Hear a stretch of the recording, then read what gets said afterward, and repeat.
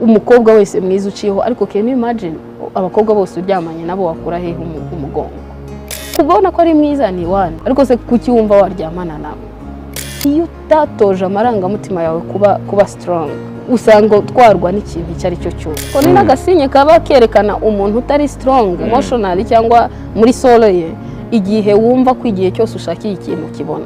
Niyo mpamvu burya n'abantu basenga n'abandi ba nutritioniste bakubwira ngo ujye ucishamo gukora igihe cyo kutarya.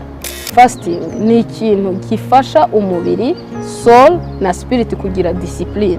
Ukibuza ibiryo ubibona ubifite nta n'ikibazo ufite. Ubu uri uratoza umubiri wawe cyagihe igifu kikubwiye ngo mpibiryo.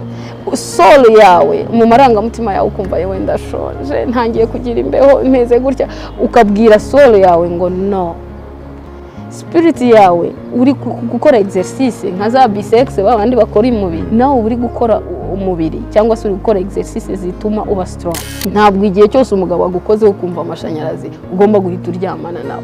Nuko witoje kuba strong, hari ukuntu watoje umuntu wawe w'imbere kujya kumvira. Iyo exercice uyifashe ukavuga uti byiza byose birahari, abakobwa beza barahari, abagore beza barahari, abagabo beza barahari. Kuvuga ngo umugabo ngo yanterese byose ni n'ikibazo. Afite uburenganzira bwo kumva feelings, ari na normal kuba umugabo yarara ijoro ari kumbwira ukuntu ndi mwiza mvuga neza nkora iki. Et alors merci.